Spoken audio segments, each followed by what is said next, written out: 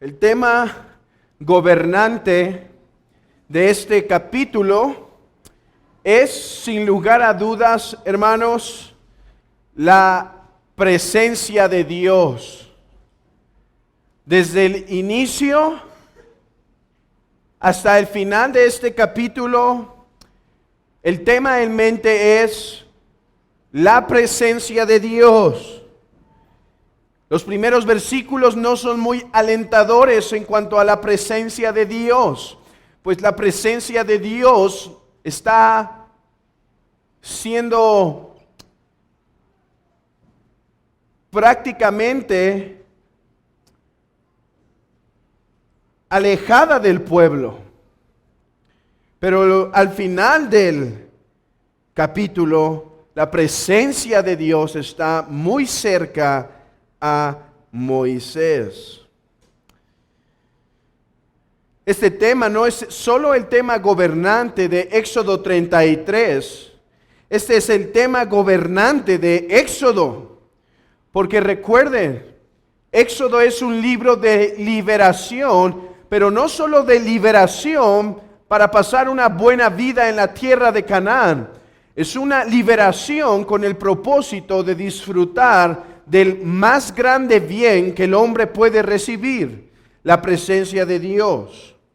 Pero no solo es el tema del capítulo 33 del libro de Éxodo, es el tema del Antiguo Testamento. Así comienza el libro de Génesis, Dios creando un jardín templo con el propósito de morar con el pueblo, la presencia de Dios. Y lo que se promete en los profetas es que un día esa presencia que se perdió, por ejemplo Ezequiel, esa presencia, ese carro que se mueve y se va, esa presencia que se había ido sería restaurada en ese templo que se narra en Ezequiel 40, que se vuelve a construir, donde la presencia de Dios moraría. Pero hermanos, no solo es el tema de Éxodo 33, el libro de Éxodo, el Antiguo Testamento, pero es el tema del mismo Nuevo Pacto, Nuevo Testamento.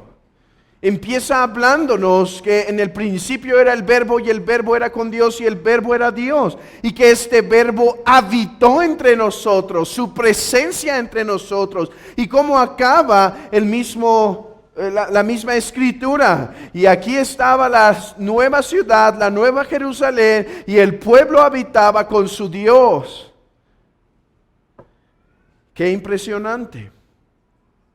Podemos hacer toda una teología bíblica, toda una teología desde Génesis hasta Apocalipsis, de la presencia de Dios. De eso se trata la salvación, de eso se trata la historia de la redención. De estar con Dios, de ese vínculo quebrantado por el pecado, siendo restaurado para que podamos morar eternamente en la presencia de Dios. Hermano, enfoquemos el propósito de nuestra salvación. No es pasar un bonito tiempo en la tierra, ser librado de nuestras enfermedades y dolencias. El propósito de nuestra salvación en la tierra y en la vida venidera es morar en la presencia de Dios.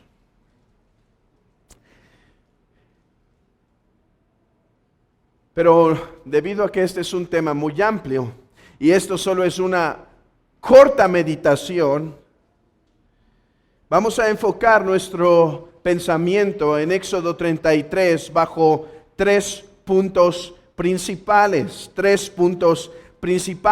y los 3 puntos tienen que ver con la presencia de Dios. En primer lugar, la presencia de Dios perdida, no perdida de extraviada, sino habiéndola tenido ahora no está, la presencia de Dios perdida.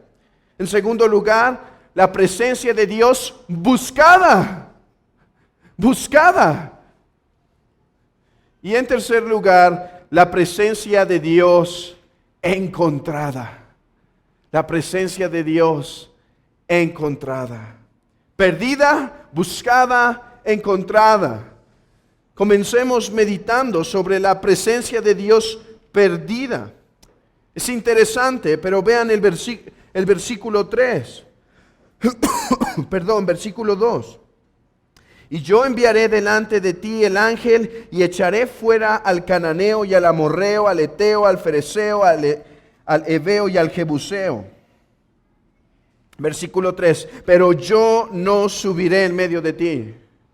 Buenas noticias, parecen buenas noticias.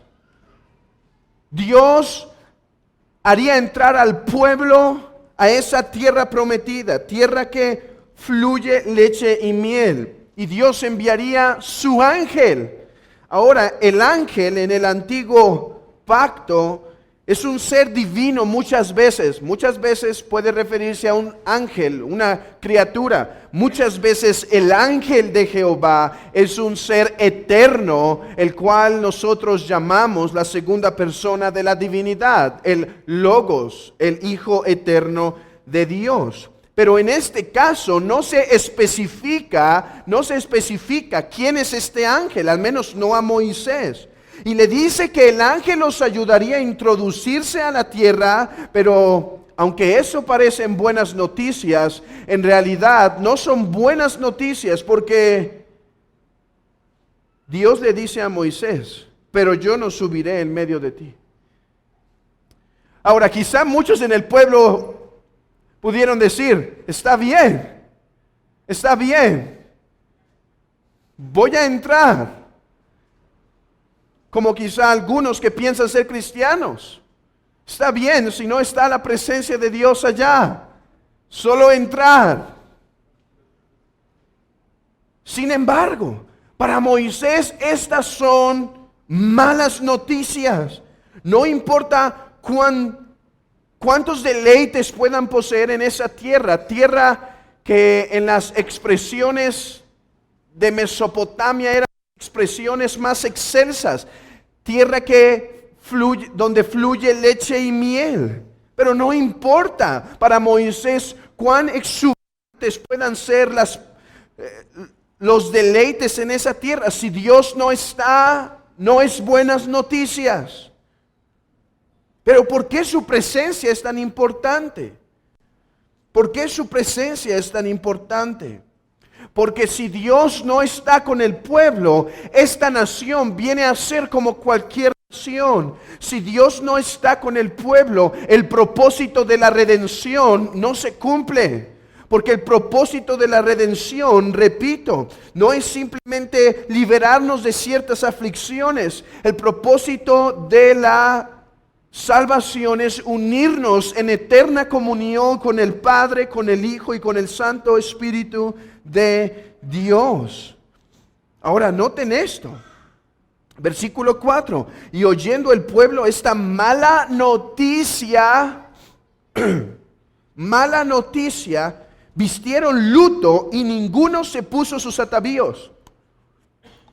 Es interesante.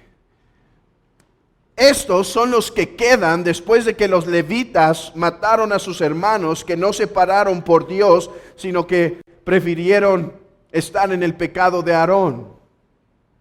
Esos están dolidos.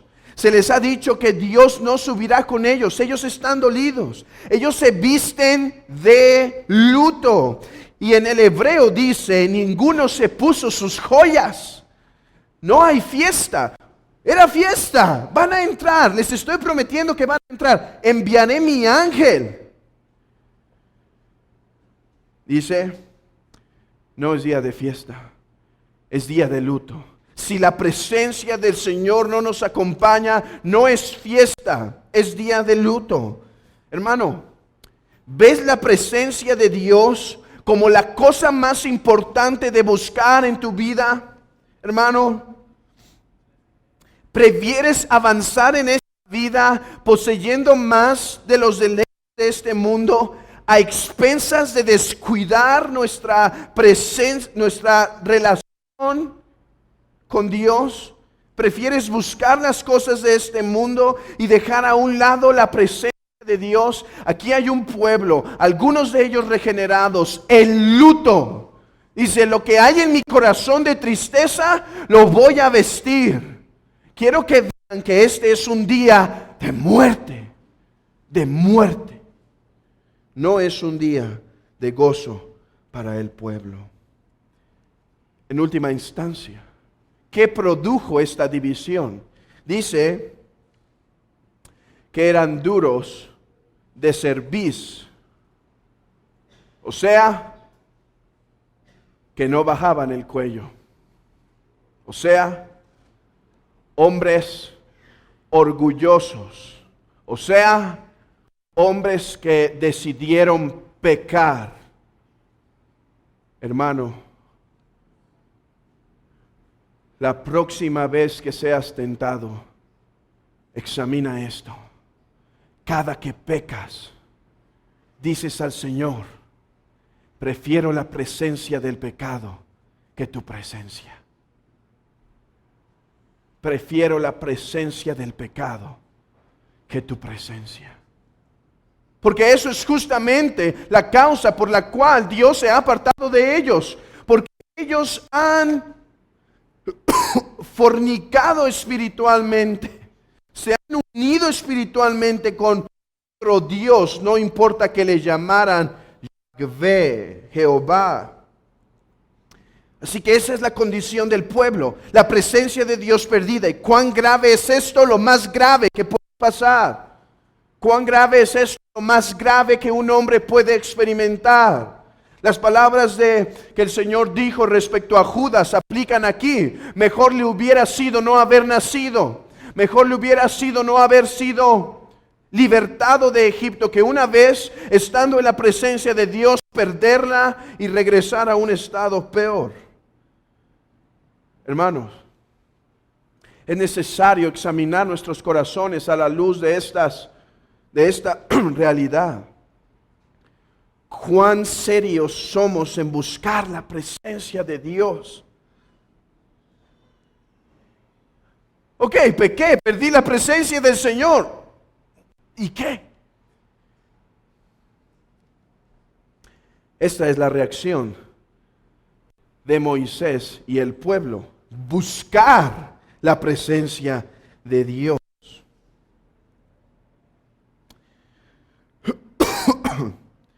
Entonces, el texto habla, interesante, el texto habla de la construcción del tabernáculo. Si ustedes son atentos a leer Éxodo 33, se dan cuenta que hay un gran paréntesis, Empieza a hablar que el pueblo dio sus artículos para la construcción del templo y que el templo se construyó en cierto lugar, y cada que Moisés iba, la presencia del Señor descendía, ya sea en columna o en fuego. Interesante que haya este paréntesis. No va con el flujo de la narración, es un stop en la narrativa. ¿Y cuál es su función? Aquí está. ¿Qué era el tabernáculo? La presencia de Dios. ¿Qué es lo que Moisés va a buscar? La presencia de Dios. El tabernáculo es la tienda de reunión con Dios. El pueblo está sin la presencia, por lo tanto se menciona. Y noten esto, se menciona y dice que está fuera de la ciudad, fuera del pueblo de Israel. Dice que estaba fuera de la ciudad. ¿Por qué? Porque el pueblo sin la presencia de Dios no era más que un pueblo gentil como los demás. No había hermosura en ellos, lo que lo hermoseaba era la presencia de Dios. No había poder en ellos, lo que lo empoderaba era la presencia de Dios. No había sabiduría en ellos, lo que hacía sabio al pueblo era la presencia de Dios. No había gozo en el pueblo, lo que les daba gozo era la presencia del Señor.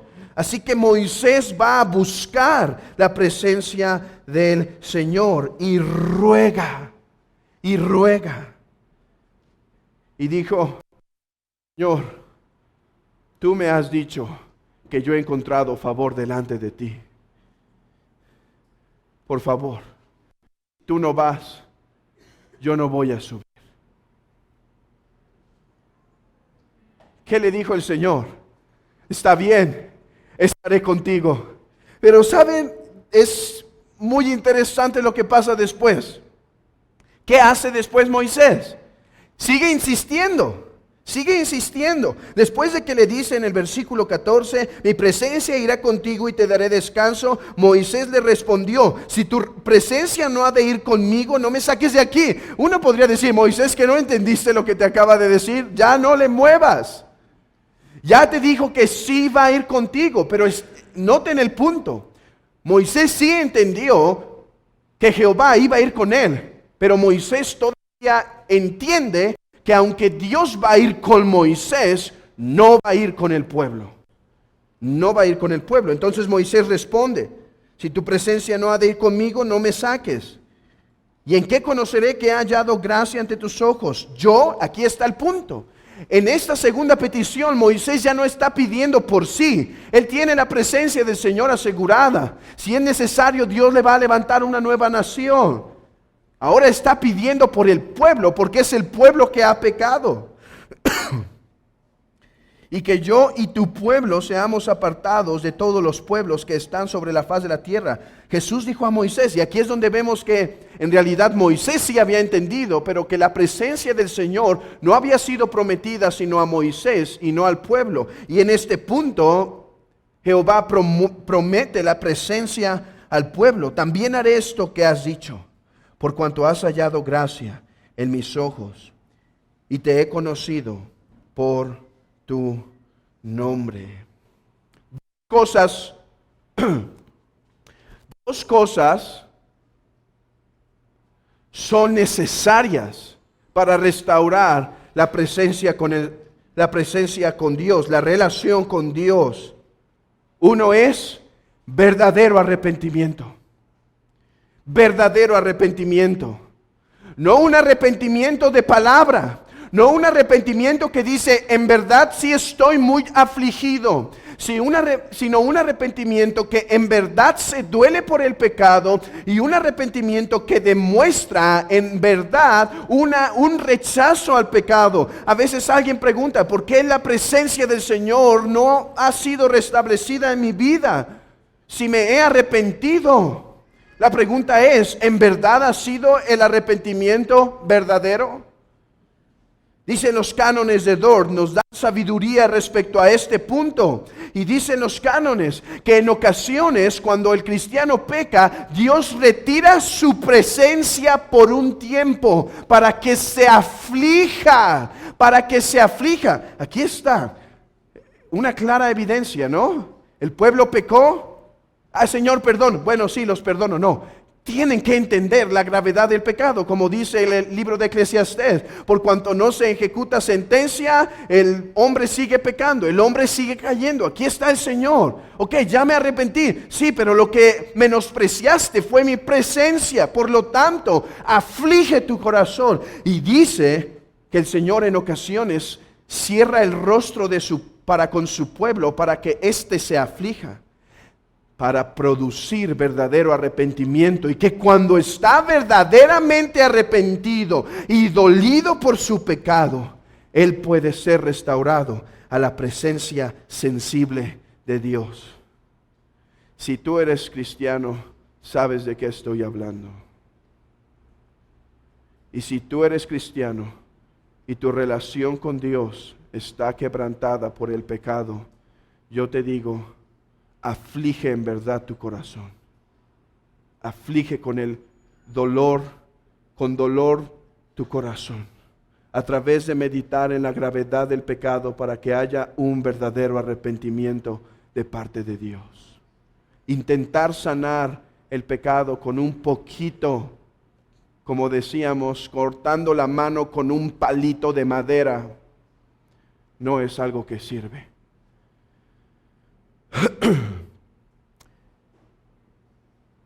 Pero hay otra cosa que es necesaria. No solo necesitamos arrepentimiento, amigo. ¿Sabe esto? No solo necesitas arrepentimiento para restaurar esa relación que Adán perdió de la presencia de Dios. Necesitas un mediador que halle gracia delante de Dios. Es por eso que se dijo sobre Cristo, este es mi Hijo amado, en quien tengo complacencia. Este es mi Hijo amado en quien tengo complacencia. No solo necesitamos un verdadero arrepentimiento del pecado, necesitamos un verdadero mediador, un excelente mediador, uno que sea aceptado, Si ustedes se dan cuenta, Moisés es aceptado por misericordia y gracia. Si he hallado gracia, si he hallado el favor no merecido, Moisés entonces no es el mejor mediador. Entonces no hay un mediador que la tierra pueda proveer. No hay un mediador, porque no hay santo. Si Moisés halló favor debido a la gracia de Dios, no hay santo que pueda proveernos mediación. Es por eso que Cristo vino. Es por eso que Cristo descendió del cielo para dar vida a los hombres, para ganar el favor delante del Padre, obedeciendo y muriendo por nuestros pecados. Y concluyamos con la presencia de Dios encontrada. Hablaremos más de esto cuando regresemos a Éxodo 34. Pero el texto termina diciendo: Moisés, te revelaré mi gloria. Ahora noten esto, y con esto quiero acabar. Noten esto. Se hizo el gran paréntesis del tabernáculo en una historia donde parece no fluir el pensamiento, debido a que se enfatiza que la forma en la cual el pueblo encontraba la presencia de Dios era a través de este medio instituido. Hermanos, ¿de qué eran las cortinas? ¿De qué eran los postes? ¿De qué era el arca del pacto? Hermanos, ¿no era algo tan material? Pieles de animales, madera, ¿qué es lo más excelso? ¿Oro? Pero esto es lo que debemos entender sobre lo que fue llamado por los teólogos el punto de contacto, el punto de reunión. Esta cosa tan material como un tabernáculo hecho de pieles de animales, madera, oro, plata, bronce. Este era el medio establecido por Dios donde el pueblo tenía comunión con Él. El pueblo tendría comunión con Él. Piensen en esto. Dios ha decidido utilizar cosas captables al hombre, cosas sensibles para el hombre, para tener comunión con Él. ¿Qué pasó cuando iban los tres hombres a hablar con Abraham? ¿Cómo tuvieron comunión? ¿Se conectaron en medio de un poco de meditación? Una comida. Prepara esto, vamos a comer. Y dice que Dios habló ese día. Punto de reunión. Después el templo. Es que el templo es más espiritual, hermanos. Ladrillos. ¿Qué de especial? Los ladrillos no descendieron del cielo. Hermanos, en la iglesia, en el nuevo pacto, el punto de reunión, el punto de contacto con el cual Dios tiene comunión con su pueblo, escuchen esto, es su palabra y los sacramentos. Ese es el punto de reunión. Su palabra, claro, cuando digo su palabra, estoy pensando también en la oración. Palabra y oración van juntas, y los sacramentos y las ordenanzas. Cuando el día domingo la iglesia se reúne para escuchar su palabra, es más que un simple hombre hablando al pueblo. Es Dios teniendo comunión con su iglesia a través de su palabra por la obra sobrenatural del Espíritu de Dios. Muchos pudieron haber caído en incredulidad. ¿Cómo vamos a tener comunión con Dios en este tabernáculo, en esta tienda? ¿Por qué nuestras almas son elevadas espiritualmente? Para algunos es lo que están esperando en su vida cristiana. De repente experimentar lo que dice la Escritura, ser arrebatados al tercer cielo y perder un poco la conciencia. No, la presencia de Dios es encontrada a través de su palabra y las ordenanzas. Oye, hermano, pero no la encuentro tal cual como lo predicas. Déjame preguntarte esto. Prepara tu corazón para encontrarte con Él.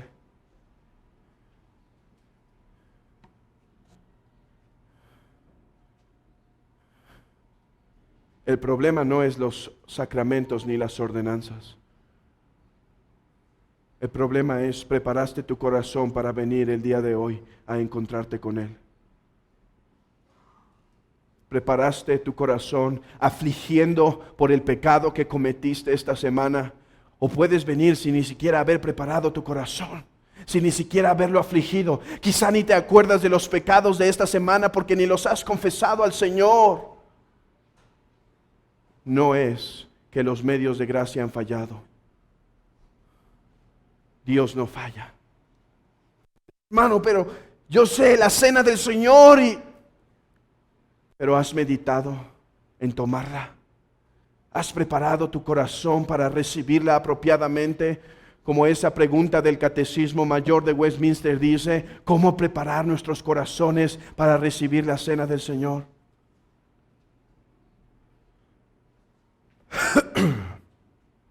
Pero aún muchas veces podemos esperar su presencia por su gracia, que esto sirva a su iglesia para ser instruida de cómo encontrarse con su Señor en el día que Él la ha llamado a encontrarse con ella. Hermanos, adoremos al Señor por esta gran misericordia que en Cristo Jesús tenemos comunión con el Padre, con el Hijo y con el Santo Espíritu. Alabemos a nuestro Trino Dios. Amén.